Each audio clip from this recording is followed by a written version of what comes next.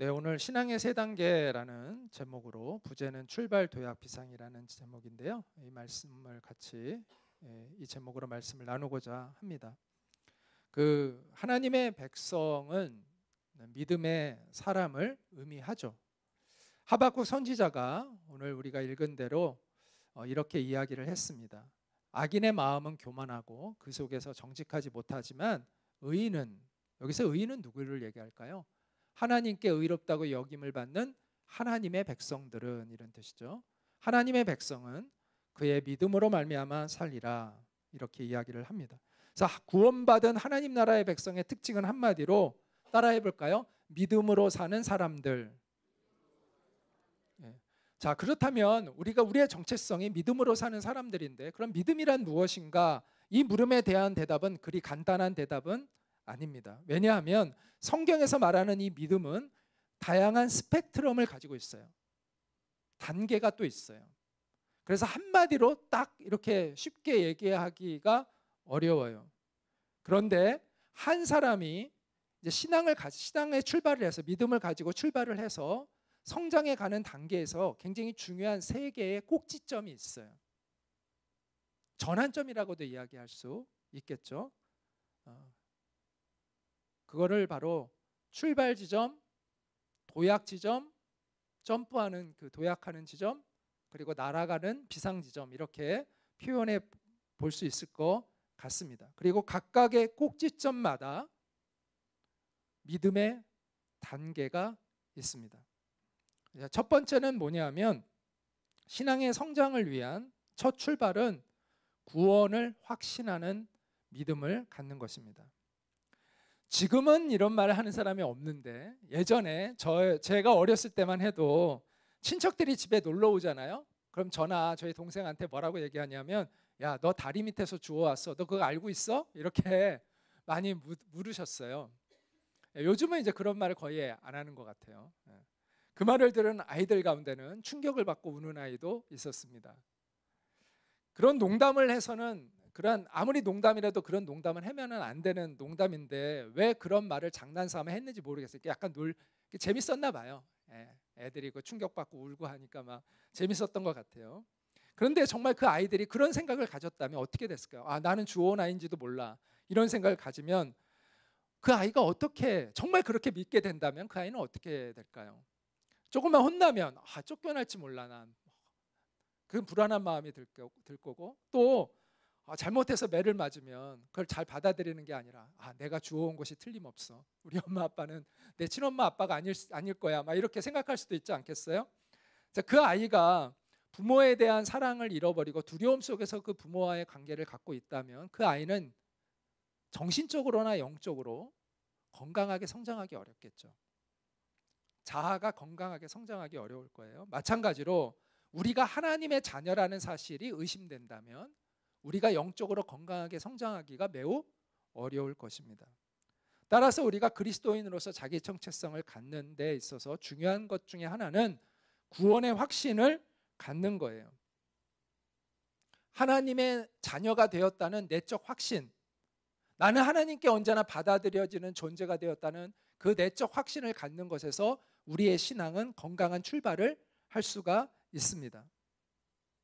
물론 이 확신을 갖느냐, 구원의 확신을 갖느냐 안 갖느냐에 의해서 구원이 결정되는 것은 아닙니다. 우리 자녀가, 우리 엄마 아빠가 나를 정말 낳지 않은, 내가 정말 길거리에서 주워온 아이일지도 몰라 라고 한다고 해서 팩트가 달라지는 건 아니잖아요. 그 아이가 아무리 의심을 하더라도 내가 낳은 자녀면 자녀인 거죠. 그건 팩트죠. 그래서 우리가 구원의 확신을 갖느냐 안 갖느냐에 의해서 구원이 결정되는 것은 아닙니다. 그러나 내가 하나님의 자녀인 것을 확신하는 것은 내가 건강하게 성장하는 데 있어서는 중요하다라는 그러한 의미이죠. 요한복음 1장 12절과 13절은 이렇게 말씀하고 있습니다. 같이 한번 읽겠습니다.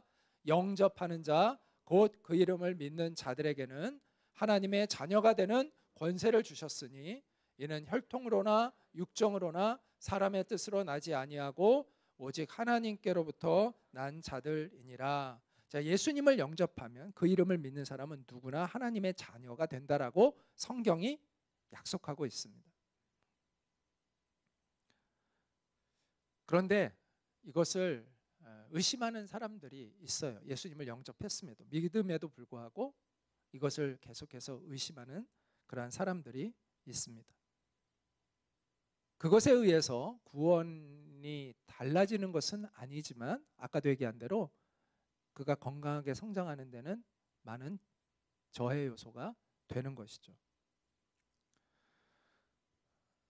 구원의 확신을 갖지 못하는 사람들의 이야기를 들어보면 이런 이야기를 좀 많이 합니다. 내가 구원받았다면, 내가 정말 하나님을 믿는 사람이 되었다면 내가 어떻게 이 정도밖에 못 사는가, 이런 이야기를 합니다. 나는 아직도 음란한 마음이 있고, 나는 아직도 제대로 못 살고 정직하지 못하고, 아직도 화를 잘 내고, 아직도 누구를 미워하고, 아직도 비겁하게 사는 내 자신을 보니까 내가 구원받은 사람인지 아닌지 의심이 된다, 이런 이야기를 하는 경우들이 많습니다. 그러나 우리가 분명히 알아야 될 것은 우리가 신분이 변화된 것과 그 신분에 합당한 삶을 살아가게 되는 것은 동시에 일어나는 일이 아니라 시간적인 간격을 가지고 일어난다는 것을 이해할 필요가 있다는 것이죠. 하나님의 자녀가 되는 것은 즉각적으로 이루어지죠. 그런데 하나님의 자녀답게 살아가는 것은 점진적으로 이루어지는 것이죠. 이것을 알고 있어야 우리가 신앙이 흔들리지 않고 구원의 확신을 가질 수 있습니다. 우리가 이미 하나님의 자녀가 되었지만 아직 하나님의 자녀답게 살고 있지는 못할 수 있다는 것이죠. 바울이 고린도 교회에 보낸 편지를 보면 이렇게 이야기를 하는데, 고린도에 있는 하나님의 교회, 곧 그리스도 예수 안에서 거룩하여지고 성도라 부르심을 받은 자들과, 자, 교회는 건물이 아니라 사람이라는 걸 여기서 다시 한번 알 수 있습니다. 하나님의 교회는 뭐예요? 성도라 부르심을 받은 사람들을 얘기하는 거예요. 사람들이에요. 어떤 건물이 아니라 사람들이 교회인 것이죠. 예수 안에서 거룩하여지고 거룩한 백성이라 부르심을 받은 자들, 이들이 바로 하나님의 교회라고 이야기를 하고 있습니다. 바울이 근데 성도라고 부르고 있는데 그들의 모습은 어떤 모습인가? 그들에 대해서 바울은 이렇게 쓰고 있어요. 내가, 형제들아, 내가 신령한 자들을 대함과 같이 너희에게 말할 수 없어서 육신에 속한 자 곧 그리스도 안에서 어린아이들을 대함과 같이 하노라. 이게 무슨 얘기예요? 영적으로 미숙하다는 거예요. 아직도 영적으로는 하나님의 자녀답지 못한 미숙한 사람들이라고 바울이 이야기를 하고 있습니다. 그럼에도 불구하고 바울은 그들을 앞에 뭐라고 부르고 있어요? 하나님의 교회라고 부르고 있고 그들을 성도라고 부르고 있다라는 것이죠. 아직 영적으로는 어린아이 같지만, 그러나 분명히 그들은 이미 성도라고 불림을 받고 있다라는 것이죠. 자, 우리의 갈등이 이거죠. 내가 이래도 구원받을 수 있는가? 내가 이 모양 이 꼴이라도 내가 하나님께 용서를 받을 수 있는 그런 존재인가? 그러나 성경의 답은 그렇다라는 것입니다. 왜? 우리의 구원의 근거가 우리에게 있는 것이 아니라 예수님이 우리를 위하여 해주신 그 은혜에 있기 때문입니다. 물론 죄를 지음에도 불구하고 아무런 양심의 가책도 없이 뻔뻔스럽게 하나님의 은혜를 핑계 삼아 자신의 죄를 합리화시켜 주는 사람들을 위해서 지금 이 말씀을 전하는 것은 아닙니다. 그들에게 구원이 보장되어 있다고 그러한 죄의 면허증을 주고자 하는 것은 아닙니다. 제가 지금 이야기하는 것은 자신의 연약감 때문에 괴로워하는, 그 죄책감에 시달리고 있는 그 하나님의 백성들에게 말씀드리고 있는 것입니다. 성경은 예수 그리스도 안에 있는 사람에게는 정죄함이 없다고 말씀하고 있습니다. 우리 같이 한번 읽어보도록 할까요? 시작. 그러므로 이제 그리스도 예수 안에 있는 자에게는 결코 정죄함이 없나니 이는 그리스도 예수 안에 있는 생명의 성령의 법이 죄와 사망의 법에서 너를 해방하였습니다. 지난주에 로마서 8장을 했잖아요. 그때 이 말씀을 우리가 읽었습니다. 오늘 내용이 지난주에 설교와 매우 이렇게 연관되어 있어요. 우리가 굳게 붙잡아야 할 그 믿음은 우리가 정죄함이 없다라는 것입니다. 우리는 구원의 확신을 가져야 합니다. 그리고 거기에서부터 출발해서 우리의 믿음의 단계로 더 나아가야 합니다. 사탄은 우리에게 이렇게 이야기하죠. 야, 너 같은 놈이 예수 믿는다고 말할 수 있어? 아직도 그렇게 사는 네가 구원받은 사람이라고 말할 수 있어? 그럴 때마다 우리는 뭐라고 대답을 해야 될까요? 그래, 내가 그런 놈이기 때문에 예수님이 나를 위해서 죽으신 거야 라고 말해야 되는 거죠. 그래, 내가 그런 놈이기 때문에 내게는 오직 예수님이 소망이야 라고 말해야 되는 거예요. 우리는 하나님 앞에 행동으로 떳떳하지는 못합니다. 하지만 우리는 담대하게 언제든 하나님 앞에 나아갈 수 있는 은혜가 있습니다. 왜냐하면 우리와 하나님 사이에 우리를 위하여 항상 중보하고 계시는 그 사이를 화해시켜 주시고 우리를 용납하게 만드시는 예수 그리스도의 은혜가 우리를 붙들고 있기 때문입니다. 그래서 성경은 이렇게 이야기를 합니다. 우리에게 큰 대제사장이 있으니, 제사장은 하나님과 인간 사이를 중재하는 역할을 하는, 화해 역할을 시키는 그런 사람을 우리가 제사장이라고 얘기하잖아요. 근데 우리에게 큰 대제사장이 있는데 그분이 곧 승천하신, 하늘로 올라가신 하나님의 아들 예수시라, 이렇게 이야기합니다. 우리가 믿는 도리를 굳게 잡을지어다. 우리에게 있는 대제사장은, 예수님은 우리의 연약함을 동정하지 못하실 리가 아니요, 모든 일에 우리와 똑같이 시험을 받으신 이지만 죄는 없으시니라. 그러므로 우리는 하나님의 긍휼하심을 받고 때를 따라 돕는 하나님의 은혜를 얻기 위하여 예수님을 의지해서 은혜의 보좌 앞에 담대히 나아갈 것이니라, 이렇게 말씀하고 있습니다. 우리에게 대제사장이 있습니다. 우리가 어떤 죄를 지어도, 우리가 어떤 연약한 가운데 있어도 하나님이 우리를 받으시도록 중보하시는 대제사장이 우리에게 있다는 것이죠. 그러므로 우리는 여기에서 뒤로 물러가면 안 되고 여기에서 항상 출발을 해야 된다는 거예요. 아, 내가 하나님의 긍휼을 받은 사람이구나. 내가 언제나 하나님께 받아들여지는 그러한 존재에 있구나. 여기에서 뒤로 물러가지 않고 여기에서 항상 출발을 해야 한다는 거예요. 하나님의 은혜의 보좌 앞으로 항상 여기에서부터 출발을 해서 나아가야 한다는 것이죠. 이것이 우리의 신앙의 출발점이 되어야 하는 것이죠. 이제 우리의 문제는 구원을 받았는, 여러분이 정말 예수님을 영접했다면, 예수님을 여러분이 정말 진심으로, 여러분이 때로는 부족해도 예수님이 정말 여러분의 주님이라고 고백이 됐다면 여러분은 하나님의 자녀가 되었다는 것이죠. 이제 문제는 하나님의 자녀답게 사는 문제가 남아있을 뿐입니다. 이것을 깨닫는 것이 중요해요.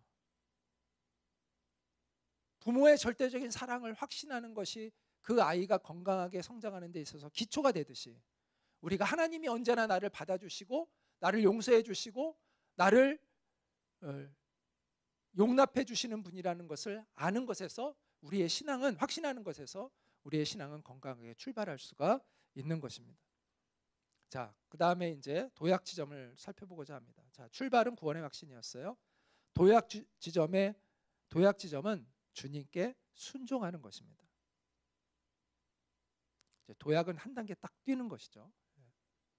새로운 차원으로 가는 거예요. 자, 구원의 확신을 가진 사람은 하나님의 백성답게 성장하는 것이 남아있다고 말씀을 드렸어요. 하나님의 백성답게 성장하는 걸 한마디로 뭐라고 하냐면 성화라고 이야기합니다. 거룩해져 가는 것이죠. 예수님을 닮아가는 것을 의미합니다. 그런데 이 거룩함의 문제도, 자, 내가 노력해서 거룩해질 수 있는 것은 아니에요. 우리의 부패한 이 성품을 가진 우리가 스스로 막 노력한다고 해서 우리가 예수님을 닮아가는 그 여정을 갈 수 있는 게 아니에요. 그거를 주도하시는 분이 있으세요. 그게 바로 성령님 하나님이시죠. 성령님이 우리 안에 오셔서 그것을 주도하시는 거예요. 우리가 거룩해져 가는 것도 우리의 노력으로 되는 게 아니라 하나님이 주도하시는 거예요. 성화의 주도권은 하나님에게 있어요. 그런데 그럼 우리는 아무것도 안 해도 되느냐? 하나님이 이끄시니까 우리는 아무것도 안 해도 되느냐? 아니요, 우리에게 책임이 있다는 거예요. 자, 구원의 시작이 절대적인 하나님의 은혜이죠. 우리가 은혜로 구원을 받았죠. 그런데 거기에도 인간에게 주어진 책임이 있잖아요. 뭐예요? 예수님을 내가 영접하는 것이 우리에게 주어진 책임이잖아요. 하나님이 주신 선물을 거부하지 않고 감사히 받는 것이 내가 예수님이 필요한 사람입니다. 나는 예수님 아니면 소망이 없는 사람입니다라고 하고 예수님을 나의 주님으로 영접하는 것이 우리에게 주어져 있는 책임이죠. 구원의 출발도 책임이 있는 거예요. 그런데 이 도약의 지점, 우리의 믿음이 한 단계 올라갈 때도 하나님이 이끄셔 가시는 이 성화의 과정에도 우리의 역할이 있어요. 우리의 책임이 있어요. 그게 바로 순종입니다. 우리를 향한 하나님의 열심이 있어요. 열심. 우리를 향한 하나님의 의지가 있어요. 우리를 거룩하게 만들어 가시는 거예요. 내가 거룩하니 너희도 거룩하라고 말씀하신 하나님이 그 열심으로 우리를 이끌어 가시는데 우리가 그 주님의 손을 잡고 따라가야 하는 것이죠. 그것이 바로 순종입니다. 그래서 로마서 6장 16절에 이 말씀도 우리가 로마서 강해 때 말씀을 드렸지만 너희 자신을 종으로 내주어 누구에게 순종하든지 그 순종함을 받는 자의 종이 되는 줄을 너희가 알지 못하느냐. 혹은 죄의 종으로 사망에 이르고 혹은 순종의 종으로 의에 이르느니라. 이렇게 말씀하고 있습니다. 순종은 하나님께서 나를 이끌어 가시는 그 열심에 나를 맡기는 거예요. 내가 순응하는 것입니다.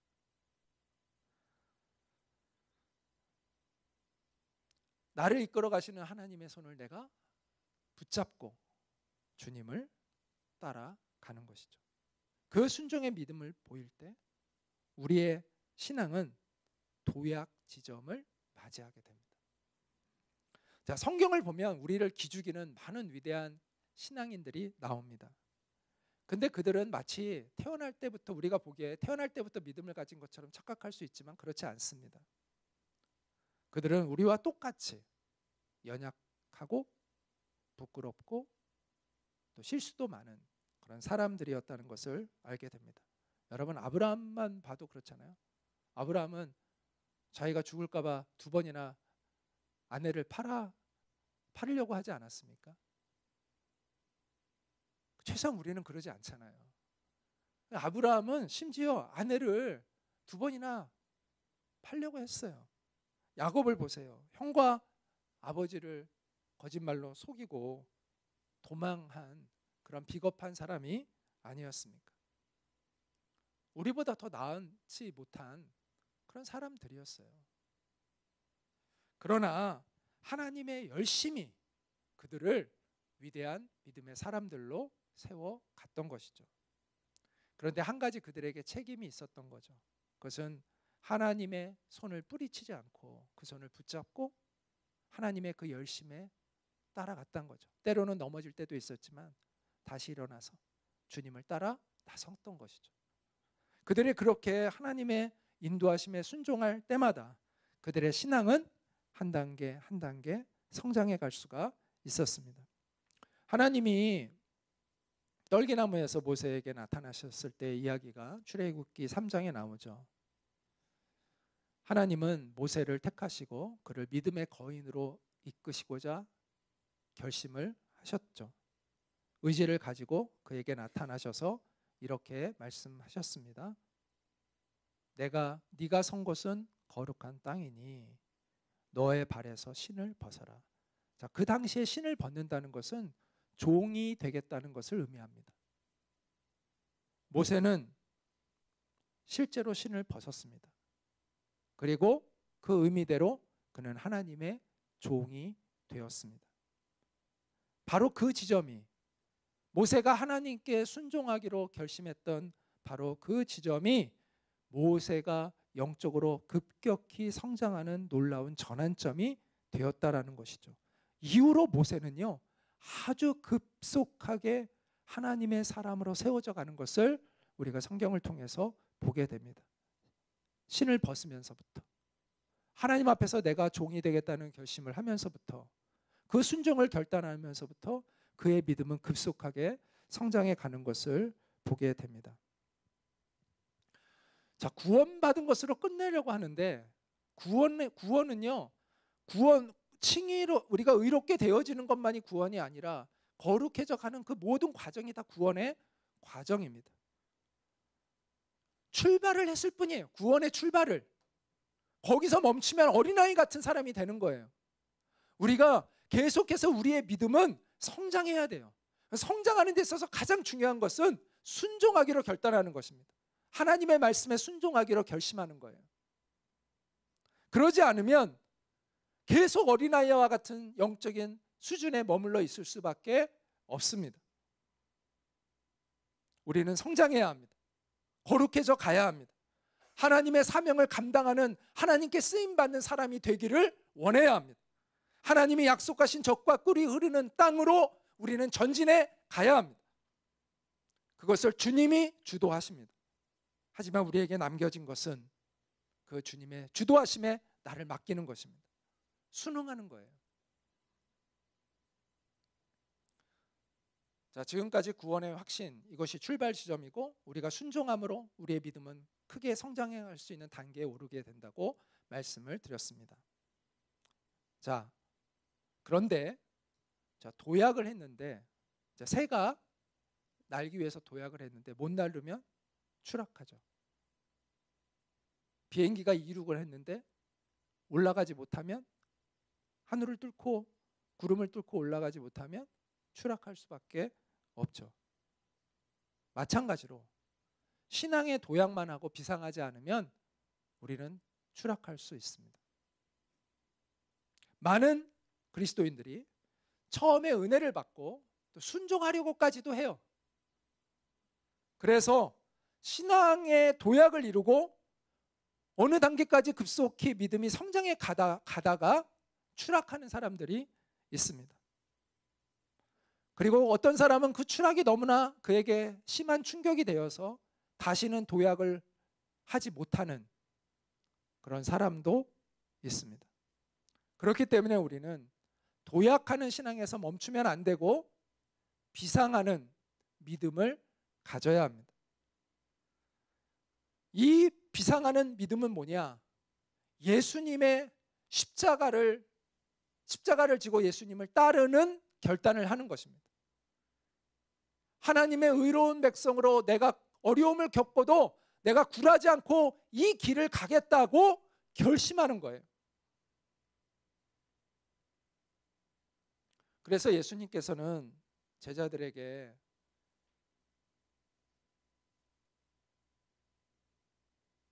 이렇게 말씀을 하셨는데요. 제가 여기다 넣지를 못했네요. 제가 말씀 읽겠습니다. 예수께서 제자들에게 이르시되 누구든지 나를 따라오려거든 자기를 부인하고 자기 십자가를 지고 나를 따를 것이니라. 이렇게 말씀을 했습니다. 십자가를 지고 나를 따르라. 예수님이 말씀을 하셨고요. 사도 바울이 로마 교회 성도들에게 이렇게 편지를 썼는데요. 자녀이면 또한 하나님의 자녀이면 또한 상속자, 곧 하나님의 상속자예요. 하나님의 유산을 물려받는 사람들이라는 것이죠. 그리스도와 함께한 상속자니, 그리스도와 함께 유산을 물려받는 상속자니, 우리가 그와 함께 영광을 받기 위하여, 우리가 예수님과 함께 영광을 받기 위하여 고난도 함께 받아야 할지니라. 이렇게 얘기합니다. 우리가 예수님과 함께 영광을 얻기 위하여 예수님과 함께 고난도 받아야 할지니라. 저도 처음에 이제 예수님 믿을 때는 아마 여러분도 다 마찬가지일 거예요. 내가 하나님 도움이 필요하고, 내가 하나님의 도움으로 내가 잘 되기를 원하고, 내가 성공하기를 원하고, 내가 평안하게 살기를 원하고, 내가 세상에서 잘 되는 사람이 되기를 원해서 예수님을 믿겠죠. 그게 이제 대부분 종교심으로 시작하는 거니까. 그런데 막상 성경을 읽어보면 당황하게 됩니다. 십자가를 짊어지라고 얘기하고, 주와 함께 고난을 받으라고 이야기하고, 복음을 위하여 고난을 받으라고 이야기하고, 의의 길을, 좁은 길을 걸어가라고 이야기하고, 굉장히 여러분 당황스럽지 않으세요? 저 굉장히 많이 당황스럽더라고요. 그리고 매우 부담이 되었습니다. 너무 부담이 돼요. 십자가를 짊어지라. 주님을 위해서 고난을 받으라. 너무 부담이 되었습니다. 내가 듣기를 원하는 건 예수 믿으면 네가 잘 될 것이고, 건강해질 것이고, 성공하게 될 것이고, 부자가 되고, 이런 이야기를 듣기를 원했는데 성경의 가르침은 저의 기대와는 사뭇 달랐습니다. 성경을 읽고 또 읽으면서 깨닫게 되는 것은 주님을 따르는 것에는 희생이 필요하고 손해를 보는 삶을 사는 것이고 대가를 지불하는 것이구나 라는 것을 깨닫게 되었습니다. 오히려 예수 믿기 때문에 오히려 배고플 수도 있고, 예수를 믿기 때문에 오히려 손해를 감수해야 될 때가 많고, 예수를 믿기 때문에 오히려 목숨을 잃을 수가 있는 거구나. 이게 믿음의 길이구나 라는 것을 알게 되었습니다. 그럼에도 불구하고 나는 예수를 따라야 하는가라는 그 질문 앞에 서게 되는 것이죠. 여러분도 정말 성경을 진실하게 읽는다면 그 질문 앞에 서게 될 거라고 생각합니다. 그럼에도 불구하고 나는 예수를 따를 것인가? 그 각오 없이 우리가 주님을 따른다면 우리의 신앙은 언젠가는 추락할 수밖에 없습니다. 추락하는 그리스도인들은 형통을 쫓는 신앙을 가지고 있습니다. 우리는 형통을 쫓는 신앙인이 아니라 예수를 쫓는 신앙인이 되어야 합니다. 예수님을 따라가는 길은 평탄한 길만 있는 것이 아니라 구불지고 자갈길이고 또 높은 언덕을 올라가야 할 때도 있고 십자가의 길을 걸어가야 할 때가 있습니다. 그럼에도 불구하고 그분을 따르기로 우리가 결단할 때 우리의 신앙은 새로운 차원으로 들어가게 됩니다. 추락하지 않고 비상하는 믿음을 갖게 되는 것이죠. 사도 바울은 우리 그리스도인들을 보배를 담고 있는 질그릇에 비유를 했습니다. 우리가 예수님을 믿는다고 해서 우리가 금그릇이 되는 게 아닙니다. 우리는 질그릇이에요. 언제나 보배를 담고 있는 질그릇이에요. 우리는 보배를 담고 있는 질그릇이 되는 것입니다. 그런데 우리의 마음속에는 세상 사람들에게 우리가 질그릇처럼 보이기를 원하기보다는 금그릇처럼 보이기를 원합니다.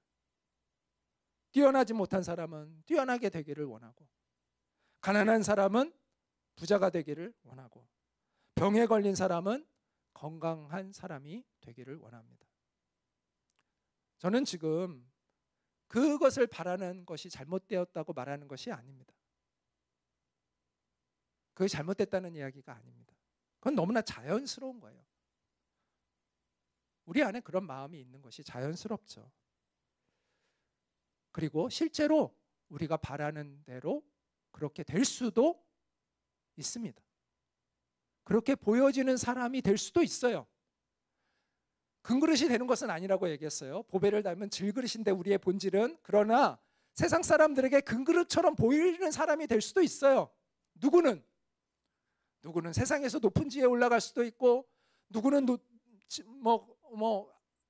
불치병에서 고침을 받는 그런 일도 멋지게 그런 새로운 인생을 시작하는 사람도 있을 수 있고, 또 누구는 정말 가난을 극복하고 큰 부자가 되어서 사람들에게 막 존경도 받고 멋지게 하나님께 이렇게 쓰임 받는 그런 사람도 될 수도 있죠. 그러나 그렇지 않을 수도 있다는 것입니다.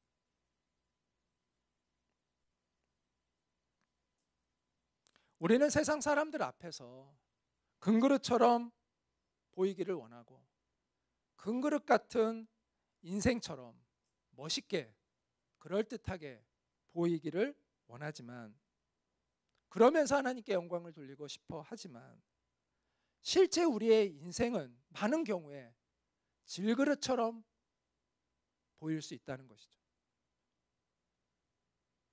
부족해 보이고 연약해 보이고 예수를 믿어도 힘들어 보일 수 있습니다. 사람들이 보기에 예수 믿어도 그 사람 그렇게 잘 살지도 않네, 예수 믿어도 그렇게 건강해지지도 않네, 이럴 수도 있다는 것이죠. 그러나 하나님께서는 세상 사람들에게 그런 우리를 통해서 복음의 능력을 보여주기를 원하고 계십니다. 우리가 비록 여전히 질그릇처럼 보이는 그러한 존재이지만 보배이신 예수님을 우리가 담고 있기 때문에 거기에 주눅들지 않고 떳떳하고 당당하게 살아가는 우리의 모습을 하나님은 사람들에게 보여주시기를 원하십니다. 그래서 상황에 쉽게 비관하고 낙심하고 좌절하는 세상 사람들에게 하나님이 살아계시고 하나님이 함께 하시는 사람은 다르다는 것을 하나님은 보여주기를 원하시는 것이죠. 그것을 통해서 우리는 하나님께 영광을 돌릴 수도 있습니다. 한편 우리 가운데 금그릇처럼 보이게 해주시는 사람도 있을 것입니다.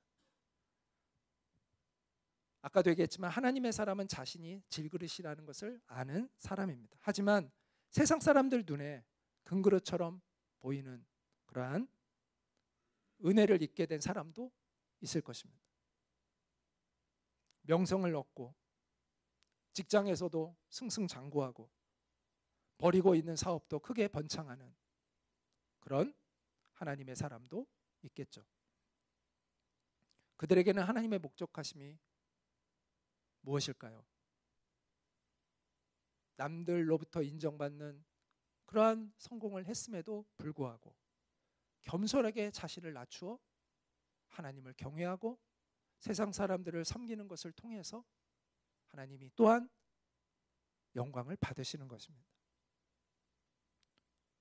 그들을 통해서 교만하고 자기 과시로 가득하고 우월감으로 가득한 세상에 성공한 사람들을 부끄럽게 하시고 하나님이 얼마나 선하고 아름다우신 분인가를 이 세상에 알리시는 것이 또한 그들을 통해서 하나님이 목적하시는 바일 것입니다. 우리는 세상에서 잘 나갈 수도 있고 못 나갈 수도 있습니다. 그러나 예수님이 우리의 주인이시라면 우리는 언제나 하나님께 영광을 돌리는 삶을 살아갈 수 있는 것이죠. 누가 세상에서 높아져야만 하나님께 영광을 돌릴 수 있다고 말합니까? 누가 세상에서 낮아져야만 하나님께 영광을 돌릴 수 있다고 말합니까? 다 틀린 말입니다. 하나님께서 영광을 받으시는 것은 이 세상에서 우리가 얼마나 높고 낮음이 아니라 우리의 주인이 누구이냐, 우리가 누구를 따르고 있느냐, 거기에 달려 있는 것이죠.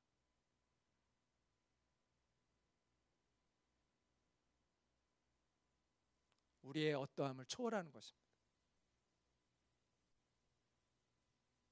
우리가 질그릇처럼 보이는 상황에 있든 또 금그릇처럼 보이는 상황에 있든 어떤 상황에서도 우리는 예수님으로 인해서 살아가는 사람이라는 것을 증거해야 합니다. 성공했어도 겸손하게 섬기는 삶을 통해서 우리 안에 예수라는 보배가 있다는 것을 우리는 세상에 증거해야 합니다. 어려운 상황을 맞이하고 있어도 좌절하지 않고 기쁨을 잃지 않는 삶을 통해서 우리 안에 예수님이 계시다는 것을 우리는 증거해야 합니다. 그래서 사도 바울은 이렇게 고백합니다. 우리가 살아도 주를 위하여 살고 죽어도 주를 위하여 죽나니 그러므로 사나 죽으나 우리가 주의 것이로다. 바로 이 고백이 우리의 고백이 되어야 한다고 생각합니다. 정말 주님의 것으로 살아가는 사람은 그가 어떤 상황에 있든 그는 하나님이 기뻐 받으시는 인생을 살게 됩니다. 살아도 주님을 위해 살고 죽어도 주님을 위해 죽기로 결심하는 주님의 것으로 사는 그 사람의 인생은 세상에서의 성공과 실패를 뛰어넘어서 하나님을 영화롭게 할 것입니다. 그 온전한 믿음을 가지십시오. 그 온전한 믿음으로 언제나 하나님을 영화롭게 하는 우리가 되기를 간절히 소망합니다. 우리 같이 잠시 우리 기도하겠는데요. 그렇습니다. 주님만이 우리의 보배가 되십니다. 주님이 내 안에 계신 그 힘으로 우리가 이 세상을 이기고 살아갈 수 있는 우리가 되기를 원합니다. 우리가 지금 어떤 형편에 있든지 주님이 나의 주인 되심을 증거할 수 있는 우리가 될 수 있게 하시고 우리의 삶을 통해서 주님이 영광받아 주시기를 원합니다. 주님 도와주십시오. 우리의 믿음이 우리가 계속해서 성장해 갈 수 있도록 도와주십시오. 우리 같이 잠시 기도하도록 하겠습니다. 기도합니다.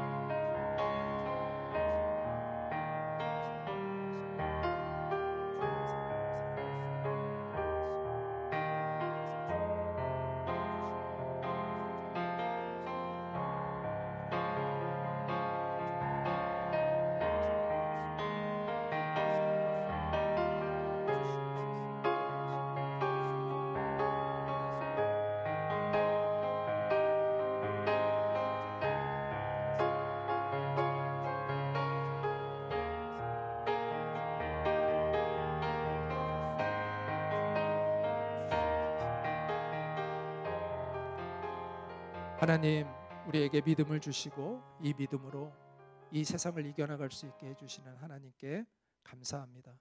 우리가 이미 구원받은 하나님의 자녀인 것을 확신할 수 있게 하여 주시기를 원합니다. 그리고 우리를 거룩함으로 이끌어 가시는 그 하나님의 열심에 순종하는 믿음을 갖게 하여 주시옵소서. 그리고 주님의 고난에 동참하는 성숙한 믿음을 통해서 주님을 언제나 영화롭게 할 수 있는 우리가 되어지기를 간절히 원하고 소망합니다. 우리 드림이 교회 모든 성도님들이 그들의 삶의 자리에서 어떤 형편에 있든지 예수님이 그들의 주인이 되어주셔서 복음의 증인으로 주님을 영화롭게 하며 살아갈 수 있게 도와주시옵소서. 우리 드림이 학교의 학생들이 그들이 어떤 상황에서든 주님이 주인 되심으로 그들의 삶의 자리에서 주님을 증거할 수 있는 우리 드림이 학교의 학생들이 될 수 있도록 은혜 베풀어 주시옵소서. 예수님의 이름으로 기도하옵나이다. 아멘. 이제는 우리의 유일한 소망 되시는 주 예수 그리스도의 은혜와 하나님 아버지의 크신 사랑과 성령님의 교통하심이 온전한 믿음으로 주님을 언제나 영화롭게 하기를 소망하는 오늘 이 예배를 드린 모든 이들 위해 늘 함께 있기를 간절히 축원하옵나이다.